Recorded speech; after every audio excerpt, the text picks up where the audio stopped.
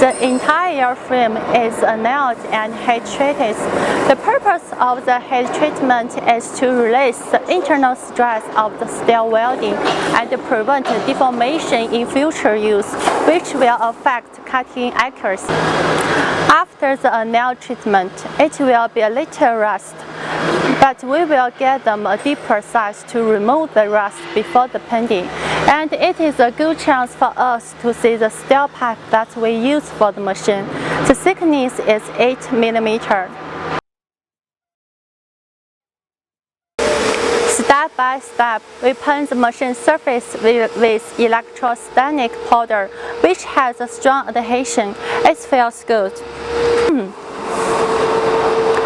Come to check the guide rail. It is the moving track of the cutting head. It is very straight because we use steel as the material. With the guide rails, the cutting accuracy can be guaranteed within 0.1 mm.